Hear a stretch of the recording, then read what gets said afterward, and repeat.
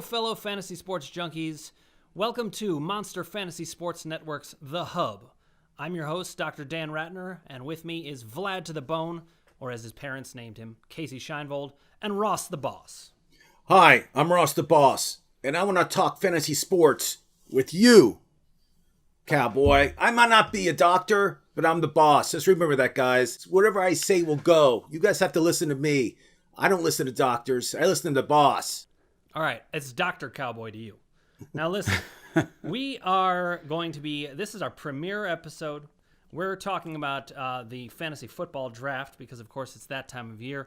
But the reason we wanted to have this show is because you see all those shows that talk about different players, and there's lists of players everywhere. We want to talk about the strategy underneath, looking under the hood, how to get better.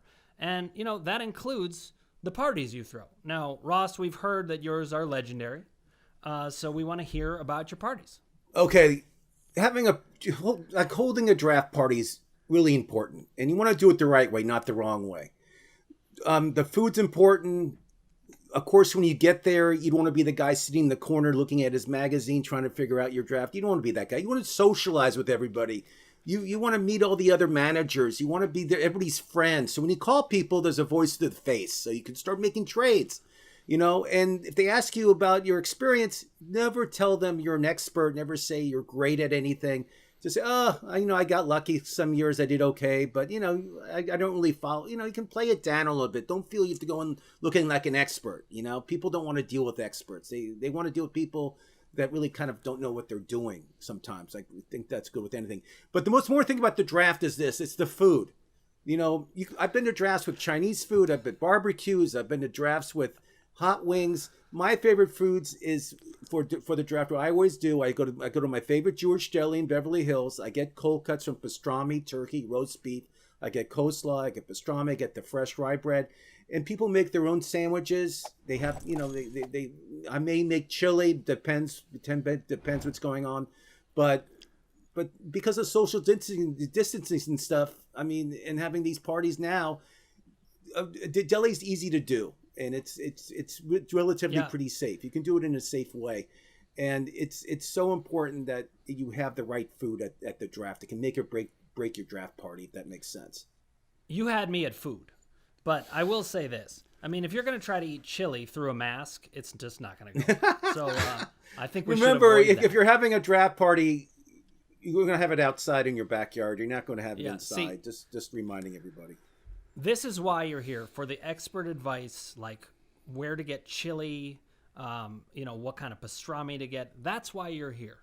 I'm just kidding, of course. Now, let's talk about the actual draft. What are the things you need to do to prepare for the actual draft? What are the things you think about? Casey, you take it away. Well, the thing I think about most, obviously, is the format of the league that you're playing in, the scoring format, because that helps you prepare for how you're going to study, how you're going to do your lists of players, identify sleepers and busts that we always hear about, or breakout players. Doing research is important, looking at everything that's available to everybody. But to take a step back and talk about even before the draft, if we're talking about fantasy sports in general, I think looking at the other managers in your league, make sure fantasy sports is supposed to be fun. It's competitive. It is a chance for all of us who never made it to be professional athletes to still feel like we have our toes in the professional sports water.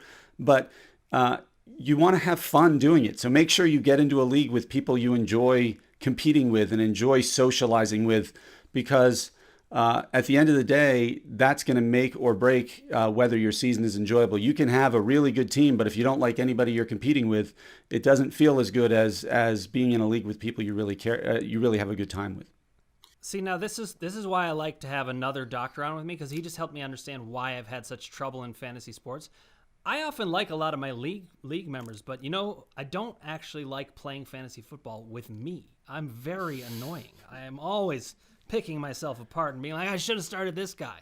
Lineup decisions drive me crazy. So sometimes when I'm drafting, I'm just like, I don't want to deal with that. I'll draft one tight end. I don't want to be guessing. And another good little thing you can do before like a draft, like a money draft, is you go on Yahoo Sports. They have mock drafts all the time. Do a couple mock drafts. Do a practice draft. See what people are taking early. See what people are taking late. I mean, there's going to be a lot of great bargains this year in football. There's going to be a lot of them, especially in the quarterback position and wide receiver position. It's a good way to practice, especially if you're going to do some of these money leagues and if you want to do well. Okay, now that brings me to an important question. When I think about redraft leagues where you're not keeping anybody for the next year, and that's usually what people play in football, the conventional wisdom is take running backs early. Take them early. Is that the way that you guys go about things, or has that evolved in your thinking? Well, my this year there's 2 elite quarterbacks. If I can get Mahomes or Jackson in the first round, I'll probably grab them because you have a huge advantage against everybody else getting one of those 2 quarterbacks. But in the running back position, there are like 4 or 5 elite running backs, and after that there's a drop off, and then you're taking chances. So my theory is best player available, but I do love those two elite quarterbacks, especially one quarterback who's going to rush over 1,000 yards again this year. But I mean, again, it's best player available, and you should look at age. You should look at how many times they've had injuries, and again, like I mentioned, it's also we have got to worry about COVID. Players will get COVID this year. Players will be out of the lineup for 2 weeks. And make sure you get their backup. That's important. Get their backup at their position. Get the backup running back, for teams that you're drafting their running backs from. I mean, that's an important thing to remember. And people don't do it. And I love getting backup running backs because when that running back goes down, I jangle that name in front of them, and I'll say, "Hey, I got Zach Moss. You guys want him? From Buffalo." And it's a different season this year. We just got to remind ourselves about that. Yeah, and that's even true with like the fan bases. There are going to be no fans, so it's just going to be a guy screaming into a microphone. It's a guy with a dial that's going to decide how loud it's going to be, and it's going to sound like a 1982 Cleveland Indians game. Is there going to be one a drum? Guy, ah! I mean. That's the one drum guy. Yeah. But I feel home field advantage this year with football is going to not matter as much as it used to be. And you'll see it during the games. You'll see a lot of visiting teams win or cover games just because a home field is not really a home field. It's no one's there. You're playing in front of an empty stadium. Let's talk a little bit though about where you get value late. Maybe you factor in the stadium. Maybe maybe you factor in that there's a new coach and a new system. And this is one of the things that's hard about fantasy football. It changes every year, so you gotta know what are these adjustments all about. I sometimes look and I'm like, how did that player get bad all of a sudden? So where can you find values late? What are the types of players you can find late? Well, I guess there's 2 schools of thought on that. One is, as the boss alluded to earlier, finding the backups who you think by mid to end of the season might be getting a fair amount of the reps for the team and gathering some of those key catches or yards. But another way to look at it is, what about some of the veterans who people forget about because we always think about the hotshot rookie who's going to come in and take the league by storm? I think of Mark Ingram in Baltimore right now. You have J.K. Dobbins, who everybody's talking about. He was awesome at Ohio State. He's a highly touted rookie. People think he's the future. So they might overlook somebody like Mark Ingram, who routinely, regardless of whether he's flashy or not, puts together solid year with touchdowns and yards per carry. And so that's another way to look at it. Find some of these established veterans who might not be flashy. I think of Julian Edelman as another one who people forget about. But if you put him in a PPR league, I know he has a new quarterback this year, but he's probably going to catch 100+ passes and be one of Cam Newton's most reliable targets. And like a guy like Aaron Rodgers, 2 years ago, Aaron Rodgers was a first-round pick, and now he has weapons at receivers. I mean, he has Aaron Jones in the backfield.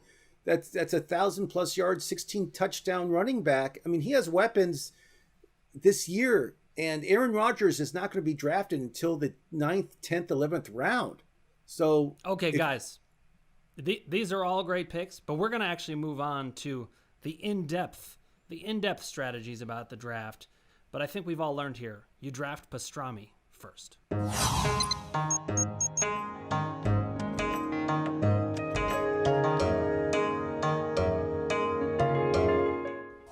Welcome back. It's time for our first deep dive into fantasy sports strategy on 1st and 10. Okay, guys. Now, it's the beginning. It's our first show, so it is true we're probably going to end up dealing with some of the more basic stuff. Now, we started it already. How to get you set up for your party is as basic as it gets.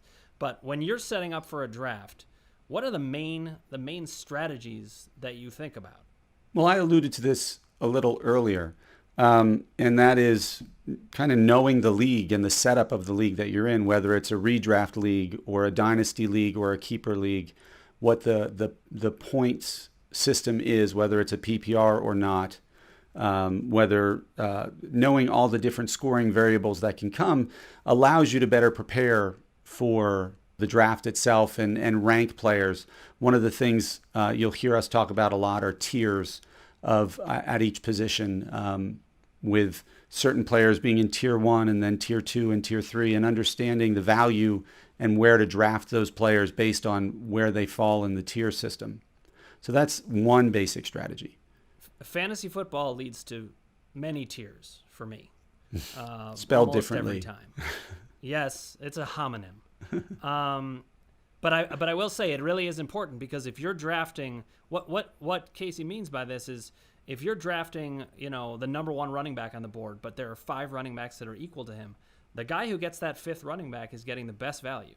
And if you're getting to the top of a new tier, you may not be getting that good value on it. You want to get equal players later. Ross, do you agree with that idea? I agree. I think the most important thing you got to remember is where in the draft do you draft? I mean, do you have the first pick? Do you have the 7th pick? Do you have the 9th pick? It depends, because remember, if you have let's say there's 10 teams, you pick 10th, you're coming back in the second round you're coming back with 2 picks in a row. So, I mean, my strategy, what I like to do, you guys probably think I'm crazy, is I'll take a quarterback, let's say Drew Brees. I'm not saying I'm taking him in the first round, but I'll take Drew Brees, and then I'll come back and take like a Michael Thomas, because I like having the same 2 players on the team together. I like having that sometimes. I like having that, Patrick Mahomes, Tyreek Hill. Having those 2 big weapons on the team and them catching touchdown passes together, it's like double points. So That's not crazy at all, because actually that's a major strategy, because you're going to score big certain weeks, and it's true you'll have some goose egg weeks, but you're going to win more games that way. I love that strategy. And Casey, remember, what about you? I know you don't like to hear stats, but Patrick Mahomes, he started I think 29 games, and he's won 21, and in every game he's thrown over 300 yards. I mean, his stats are unbelievable. I mean, he never has like a bad game. I mean, I think he did once, but he got hurt and he was carried off the field. But I mean, players like that come once in every 10 years. I mean, so for me, I like taking players that have a great resume, but also are on their young side of their career. And my strategy is kind of like taking the younger players. That's what I like to do during the draft. I also agree. Patrick Mahomes is so much better when he's on the field. Listen, I want to bring in Fantasy Pros expert Andrew Seifter is here with us. He's going to come in and talk about how he does the draft. And I'll tell you, this should be valuable because he kicks my ass every year. Especially in football. Redraft. Welcome, Andrew. Thanks a lot, Dan. That was a wonderful introduction. I enjoyed it thoroughly. Great to be with you guys. You made some really good points already about a lot of the strategy that goes into a draft. A few of my personal favorite strategies are, one, I think it's really important to kind of play it safer in the early rounds of your draft and be a little more shooting for upside in the late rounds. Early rounds, those guys are all going there for a reason. They're all good, really good players, but some of them are a little riskier than others, and I think you can lose your draft in the first couple rounds. You're probably not going to win your draft in the first few rounds. The place you'll be able to win your draft is in the second half of the draft, where the people who didn't do their homework don't know what to do, and they're taking players that they're probably going to cut in a week or two, and you're taking players that have a path to being real difference makers. And that's really important because in these leagues, in fantasy leagues, you only start, 6 players, 7 players. All those other guys are sitting on your bench. So you don't need some low upside possession receiver sitting on your bench gathering moss. You need to shoot for upside in those late picks. And if you hit on a few of those, all of a sudden you've got starters that at your flex spot when other people are struggling there. So that's one thing that I think is real important.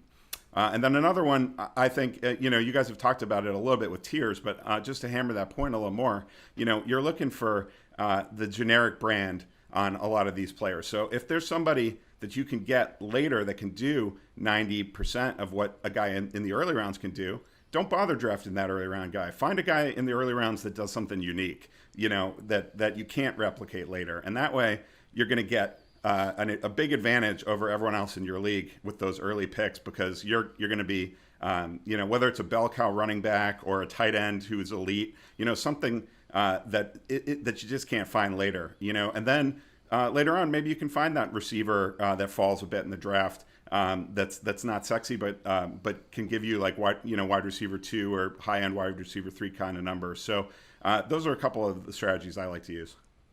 All right, Andrew, thank you for dropping the knowledge. I feel smarter already.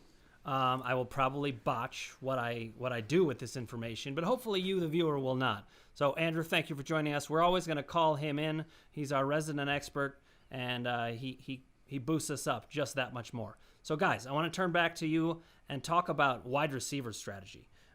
This is something that I think people don't think often enough about specific categories, specific types of players, and how deep the positions are. That's another thing that we need to talk about. So do you guys think wide receiver is deep this year? What's your take on that? So the wide receiver position, every year they're passing the ball more. It used to be like 60% run, 40% pass. Most teams now are 50-50, which is great for the receivers. I mean, they're getting more points. The quarterbacks are getting more yards. I think with the receivers this year, it's very deep this year. They had a great recruiting class, a rookie class that came into the NFL this year, with CD Lamb and with Judy. I mean, all these guys are unbelievable. The Ruggs for Vegas is unbelievable. There's a really young receivers that are hitting the league this year. They're going to be great value for everybody. And then you got your Michael Thomases, Devontae Adams. You got people like that. But I really feel this year with the receivers, it's deep. And I think you can wait on receivers unless you get a Michael Thomas, who will be the leading receiver this year in the NFL. But my philosophy is wait on the receiver, take the running back or quarterback up front. And that's Ross the boss. I certainly don't want to disagree with the boss, and I'm not disagreeing. I do believe that wide receivers are deep. But I do believe it's also important to get, if you can, a true wide receiver 1 on your roster. I do believe that there probably are, 7 or 8 wide receivers who would qualify as a wide receiver 1 or a really high upside wide receiver 2.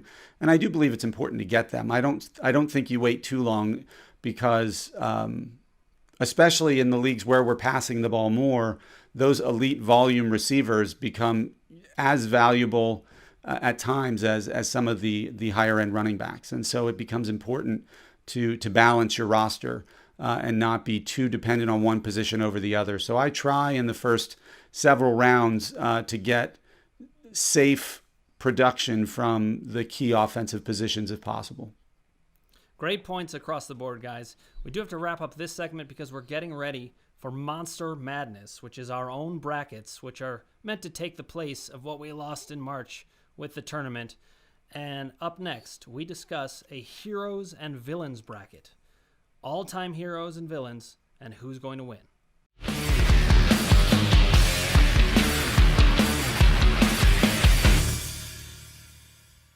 Welcome back, everybody, and here is our first edition of Monster Madness. The selection committee has made their selections for the heroes and villains bracket, and we're about to find out who's matching up against who. But before we start, I want to welcome our DC correspondent, Lauren Auerbach, also known as Mazzoni's Rockers. Welcome to the show, Lauren. Hello. All right. She's very excited, as you can see. Now, without further ado, Hello. There you go. That's better. And without further ado, we're going to start with the West bracket. I believe, Casey, you are going to announce that for us. With pleasure. The number 1 seed in the West bracket is Neo. They will be playing the winner of the play-in game between Sherlock Holmes and Arya Stark. The 8-9 matchup is a doozy. It's Optimus Prime against Magneto. The 4-13 matchup features Captain Marvel against the mighty Voltron. Then we have Agent Smith going against an underdog, I believe, in Buffy the Vampire Slayer in the 5-12 matchup, followed by Voldemort against Morpheus. The bottom half of the bracket includes Dracula playing against Denargris Targaryen. That's terrible. The 7-10 matchup is Loki against Gozer. And then finally at the bottom of the bracket, we have Zeus as the 2 seed going against one of Ross the Boss's favorite, it appears, from his screen, the Terminator. Oh, what a bracket. Okay, we're going to go through and analyze that soon. But Ross, take us through the Midwest bracket, please. I got some great names here. I'm Ross the Boss, and here we go. The number 1 seed. Are you ready? You might know him. His name's Superman. I don't see him losing, but I could be wrong. He's fighting Conan the Barbarian.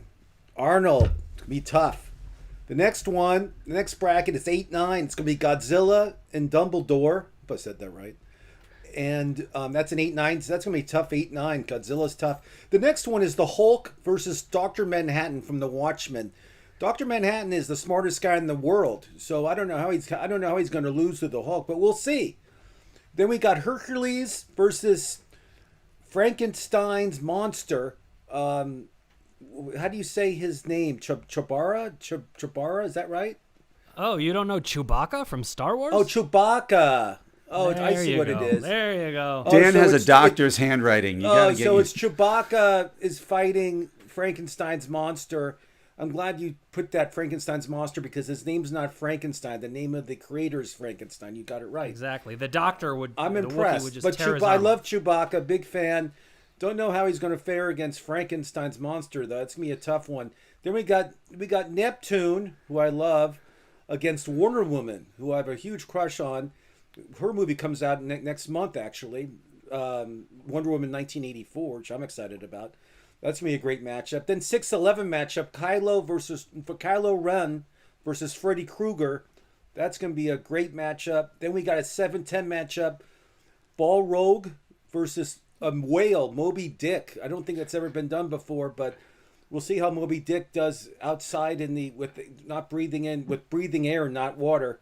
Then we got a 2 seed, which I think is a little high for Yoda, but 2 seed for Yoda, and he's fighting Captain America, which is going to be unbelievable. We'll see what happens there. Yoda, number 2 seed, I think it's way too high versus Captain America, which I don't know. Yoda dominated the Jedi tournament. Sometimes you can't control what happens. But Yoda's this big. I mean, how's he going to fight Captain America? How's he going to fight anything? I mean, he's like Ross, listen. That is why you fail. Okay. All right, now listen. I don't know. I like Dr. Manhattan in that bracket, but that's me, or Superman. But that's Ross the Boss talking. We'll see what happens. Underestimating Yoda, Master Yoda. Okay, Lauren, take it away for the East bracket, please. All right, in the East bracket, we've got number 1, the Emperor versus the 16 seed Hannibal Lecter, which should be an interesting little match there. At the 8 and the 9 seed, we've got Wolverine at 8 versus Harry Potter at the number 9 seed. Gandalf gets the 4 seed versus 13 seed Iron Man. Got T-1000 at the 5 seed versus Serpentor. I think I'm saying that right. I'm not sure. At the 12 seed. I love when you say it. Is it Serpentor? It's actually Serpentor. Okay, there we go. Then at the 3 seed, we've got the Nothing versus the Mind Flayer at 14. We've got a little surf and turf action here at the 6-11 with Ray versus Jaws. And more surf and turf to come with number 7, Doctor Strange versus 10, the Kraken. And we round out the bracket with number 2, Thanos versus 15, Samson. Okay, now I'm just going to help you out here. It's Thanos. And Casey, I'm not going to help you with the Game of Thrones character that you butchered because it was so great. That's a total butchering name, though. So it's Thanos. So I guess we'll call Samson Samson. That's something Okay. that we came up with before. Now we're going to move on to the South bracket. The number 1 seed, Sauron from The Lord of the Rings. And he will be playing a mere human, one or the other, if you can call Hitler a human. Hitler is going to face off against Mr. Miyagi. I don't think Hitler stands a chance, but we'll get into that. The number 8 seed is He-Man against the number 9 seed Phoenix. It's a very underrated character. She's incredibly powerful. I don't know how she just got the 9 seed. Number 4 is someone that many people may not even remember, but the Golden Child, an Eddie Murphy movie. I want the knife. You guys got to know it. No? All right. He's facing off against Spider-Man, or possibly he might be just a Jew named Spider-Man. I don't know. We're going to have to see. And then at the number 5 seed is Thor, facing off against the 12 seed play-in game, Jon Snow versus Black Panther. We just recently lost Chadwick Boseman, and we hope that his character will run deep in the tournament. The number 3 seed is Luke Skywalker against the 14 seed Megatron. The number 6 seed Alien against the 11 seed Eleven. I think the selection committee did that on purpose. The number 7 seed is Medusa against the number 10 seed King Kong. And the number 2 seed, it's Darth Vader against 15 seed Batman. I think Batman's in trouble. Okay, guys, what are you seeing in these matchups? So we already talked about Ross thinks Yoda's too high. Are there surprises here? People you didn't expect to be in the tournament at all? Should have been in the NIT? You tell me. I'm surprised Batman's sitting there at the 15 seed, personally. I feel like that's a little bit below seeding. I think that should be a very interesting matchup, but I think that he's ranked too low there. But Batman has no powers. Batman has like a utility belt, and he has Alfred, the butler, to help him. I mean, he has nothing. He can't face Darth Vader. I mean, Darth But Vader. you don't think he should be like seated higher? No, Iron Man No. shouldn't either. No, these people have no right. powers. Casey, what do you think? Thank you, Ross. I mean, I'm a Batman's Batman like me fan. walking around. I'm a Batman fan, but I don't see many of the superheroes that he could really take out in this tournament. So 15 might be a little low, but not terribly low. I'm surprised that we Right. have sea animals like Oh, Jaws yes, and Moby right. Dick. Right. Like, how can they compete in this when they have no appendages of any Yeah, kind? is it going to be on sea or is it going to be on land? Right, Because I mean- obviously there's a home away advantage there. This is Exactly. neutral I mean, ground. What's neutral ground? How can a whale beat like Superman? Right. Well, here's the real problem for Moby Dick. Moby Dick got his draw in the Midwest, so it's not going to be in an ocean. So That's we know true. there's some trouble there. Maybe one of the Great Lakes. There could be some hope for him, but I think Moby Dick could be in some trouble. But he could probably get past the Balrog. Now, I want to tell you one of my sleeper picks, pun intended, Freddy Krueger. Okay? Oh, absolutely. He's an He just 11. has to He's an outlast 11 them. seed. Well, not only that, he attacks when they're asleep. I mean, and he wins every time when you're asleep.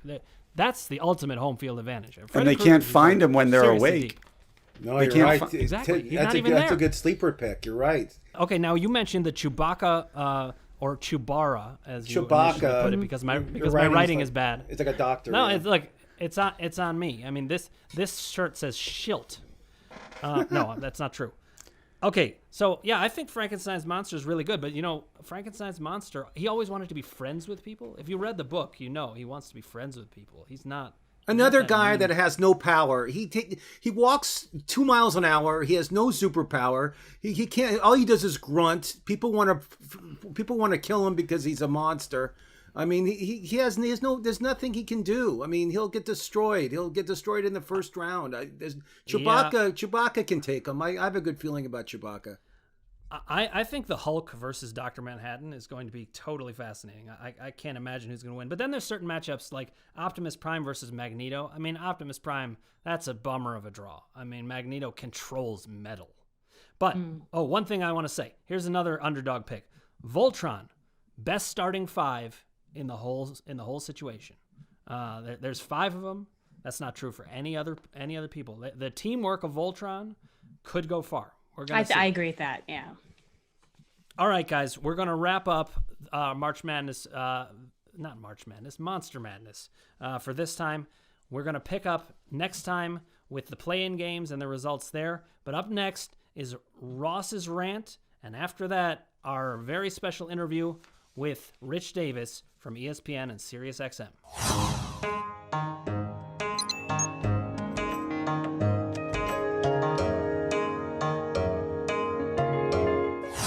Ross has been holding back some of the show, I'm sure, and it's time to hear Ross's rant. Ross, you have 47 seconds. Go! Okay, go. Hi, I'm Ross the Boss. I'm going to rant for you right now. Let's talk about this season, football, NFL. Who do I like to win the Super Bowl? I'll tell you who I like this year. I like the Baltimore Ravens. I love Lamar Jackson. I think their defense and Lamar Jackson playing quarterback, they're going to beat every team they play this year. Maybe they'll have one loss, maybe two. They're going to the Super Bowl. In the NFC, I am taking, you're going to love this because I don't usually take them. I'm taking the Dallas Cowboys. It's a weird season, no fans in the stands. I think Jerry Jones will find a way to bring fans to the stands. I just have a feeling. He already said he's going to. And this crazy guy, he'll have fans out there. He's gonna win the NFC. I have a great, I don't know why. So Dallas, Baltimore, winner Baltimore. I'm Ross the Boss. I love talking sports with you.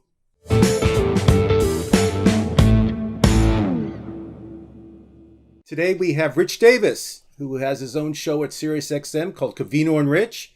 It's on 8 a.m. on weekdays on the Faction Channel. And he also has a show on ESPN2, which is coming back next week. It's called Now and Never. It's on at 9:30 Pacific time. And it's one of my favorite shows, too. And he's the host of that also. Rich, welcome. Yo, the boss. What's up, Ross the boss? Good to see you, man. I miss your face. I miss you, too. Thanks for coming on. We're talking fantasy football here today.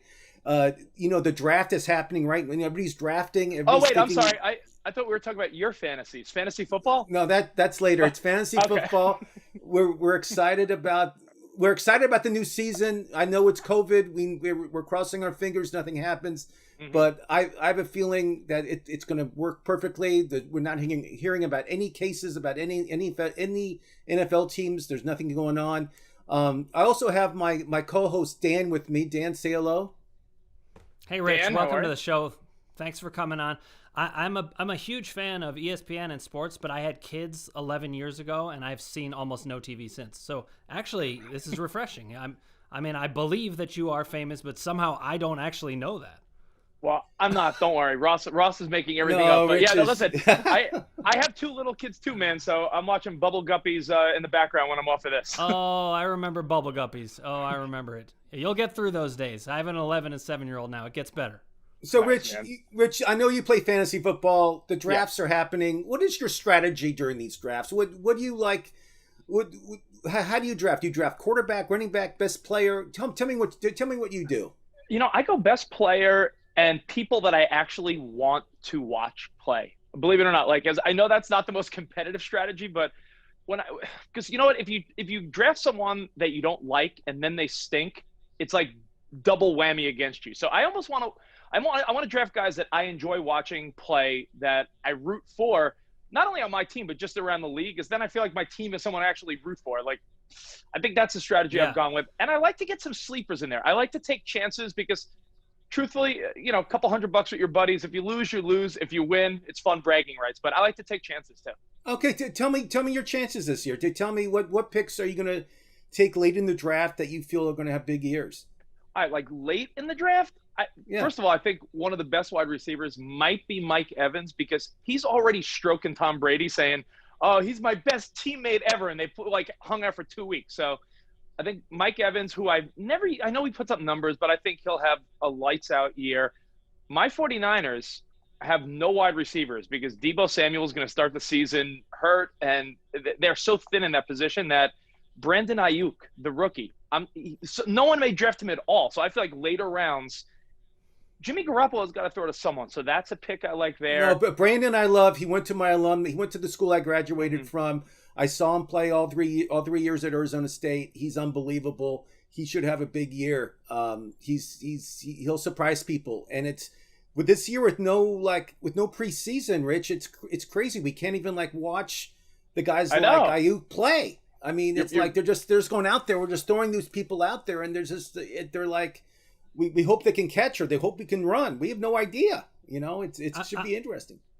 I'm curious about this, though, because you're a 49ers fan. Yeah. How often do you draft 49ers because of it? I mean, for me, I'm a Browns fan, which is misery. But I tend to not take them because I feel like they're going to frustrate me in the regular season. I don't need extra frustration with that. I usually not in the very beginning. It's not like I'm saying my first quarterback's Jimmy Garoppolo. I'm not that dumb. But if I see players I like drop, I'll probably take Kittle earlier than I should if he's still on the board. I will absolutely take him probably before a wide receiver.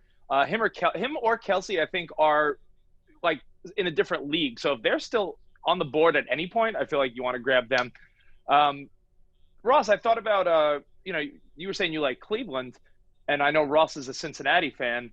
Right. What about Odell Beckham Jr. coming off like a disappointment? Like, could he drop where he's a super value? And Ross, are you taking Joe Burrow at any point? I'll let Dan answer the Cleveland Browns question about Odell Beckham Jr. Well, first of all, I think you do want to look for those people with bounce back years. I mean, Odell is so talented, so he could really go off, and you can get him very cheap. So, and Joe Burrow, it depends on the format. You know, he's a rookie quarterback. I like to go for rookie running backs because they're the ones that tend to provide the most value. But hard to trust the Browns. I gotta Rich, say, in a 10-person league, there's 10 better quarterbacks than Joe Burrow. Joe Burrow might be a backup guy. Let's say you take a quarterback that gets hurt sometimes, and like maybe a Drew Brees who's 38. I guess he's 40 years old now. Yeah. And maybe you want some safety. Joe Burrow, he has great receivers. He has AJ Green and he has Boyd, and those two guys alone and Mixon is a great receiving running back too. I mean, that all being said, Joe Burrow, the kid's a winner. I mean, wherever he goes, he wins. I mean, we'll see what happens in the pros, but I like Joe Burrow. I don't think he's a top 10 quarterback. I wouldn't take him in the first 8 rounds or 9 rounds of a league, but the Bengals are going to be a very improved team this year, and they have a soft schedule too, so it's going to be fun to watch them. I'm curious what you guys think, because you guys you guys probably know more than me. What do you think about guys that change teams? Do you take chances on a Todd Gurley in Atlanta, or do you take chances on a Melvin Gordon going to Denver? Do you like when guys change scenery? that's a great question. Sometimes yes, sometimes no, and some of it depends on where they go. You know, if a running back goes to an Andy Reid offense, for example, I'm all over that, even though it's probably going to end up some kind of committee. Melvin Gordon, I really like this year in Denver. They always know how to run the ball well, and he's very underrated. He's still a fairly young and he guy. signed a huge deal. I mean, they're paying him millions of dollars. Right, so they're going to start him. He'll be getting the ball. He's not. Yeah. I mean, Lindley's not going to be touching the ball that much compared to Gordon. And in Denver, I love Drew Lock. I like him too. I mean, they have a good team there. They scare me, but with the player like David Johnson, I was talking about earlier. Yeah. David Johnson is playing for Houston this year. He got hurt. The past 2 years, he's been hurt. But when he was healthy, remember how great that guy was? Of course. He was unbelievable. He was unbelievable. Boss. But I mean, there's so many, as I said, there's so many variables to do with fantasy football. There's luck, there's people staying healthy, and now this year we got to deal with COVID. You know, and if a player gets COVID, there's going to be some football players that get COVID. Yes, they're going to be. It's going to happen. It's going to happen. Okay, so they'll be gone for 2 weeks. They'll be on the IR for 2 weeks having COVID. So when that happens, you better have that person's backup ready to go. You know what I mean? You know, I didn't even think of that ridiculous strategy. There's going to be people that their whole team is thrown for a loop because their first or second round guys might be COVID. That's insane. Exactly. Hey, let me ask you another guy that to back up what the boss was saying, Ross the boss. Guys that are looking for bounce back years. Le'Veon Bell has done nothing for the Jets. Do you think? And remember, like a year ago, he told the world, "If I were you, draft me first." Like, do you think Le'Veon Bell's got some juice? I don't. No offense, Le'Veon, but here's the problem. You're playing for the Jets. I mean, that really limits how much you can do. Now, listen, I'd love to talk about this all day, especially with you. But we're gonna have to move on shortly. So, and there's a question I'm just dying to ask you. Yeah. Every fantasy player has a bad beat. their worst memory of fantasy sports. What's the worst thing that ever happened to you in fantasy sports where you didn't start the right guy or that sort of thing? Oh, yeah, you know what it is? It was hard to remember. That's a good sign. It's hard to remember because I blanked those memories out, but it was I'm pretty sure it was a couple times when I had Derrick Henry, not obviously not in the playoffs. Before that, like there were times where he's gone off and then he's got cold. I mean, that's his reputation before the playoffs last year. Like he would rush for 30 yards, and then the next week he would rush for 200 yards. I feel like I guessed wrong with Derrick Henry one year I had him, where it was like I started him 20 yards, sat him 200 yards. So I think I fell victim to that. And yeah, that's and you know what? Drafting my own guys, like thinking that Michael Crabtree was going to make a big difference on the Niners. I remember being like, yo, Crabtree's going to dominate, and he stunk. Yeah, it's Rich, hard. Okay, last question. You have the first pick in the draft. Who are you taking? You have the first pick. Anybody in the league. Ooh. Go. Oh, man. I like, you want to say Christian McCaffrey, but I feel like that guy's got life by the balls already. His beautiful girlfriend. He just got all that money. Like, something's bound to go wrong, even if he stubs his toe. So I'm going to go Alvin Kamara. I think Alvin Kamara, I just think between the catches out of the backfield. I know, but Kamara didn't score a touchdown until like the 6th game of the season last year, remember? I know. I just look at him and I feel like something. I feel like it's, I don't know. First picks stink, Ross, because I feel like the first 5 to 10 are interchangeable. So if you have the first pick, I hate that position because, frankly, then your next pick, you got to go up and down the chain, You know, right. It's and a good everybody point. else is Good getting point. more value. Yeah, all right, you go. listen, Rich. Rich, thanks for coming on today. We'll talk again later in the season. Last question, because I'll give my picks later. Well, I got a question for you. What is it?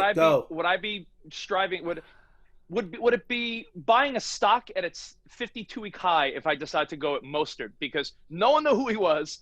He blew it up for the 49ers and looked like a superstar. He got the contract in the offseason. They worked it out. But he could fall flat. Where do you think Mostert's going to go for the Niners? Mostert averaged 5 yards a carry. He'll be fine. He'll be drafted in the 4th or 5th round. Okay. He'll have 1,000 yards. He'll have 8 touchdowns. He's a good second agree. back. You're not going to get great value on him, but he won't hurt you. Rich, Super Bowl. Who's the winner? 2021. Give me your team. Go. Man, hard to say it's not going to be Kansas City again. I hate repeats. I hate when the same teams are there, but what changed? They were that good and nothing changed. So unless Lamar Jackson pulls something out of his butt and just is what he was last year and they get to the championship game, I think you're looking at some of the same teams in the mix. Thanks again, by the way, thanks for having me on, guys. Rich, thanks for coming on. Now or never, 9:30 new time on ESPN2 weekdays. And Convino and Rich in the morning on Faction Channel, Sirius XM. Rich Davis, everybody. That's our show for today. Tune in next time for expert advice on trades, all the picks of Week 1, all on MFSN's The Hub. It's been a pleasure inching you closer to Fantasy Monster status. Stay hungry, my friends.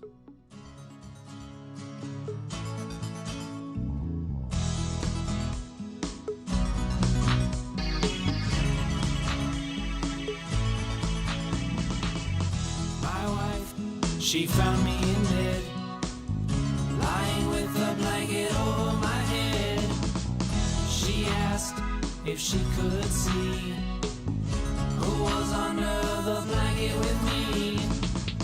I said, you don't want to find. It is Hideki Matsui in my mind.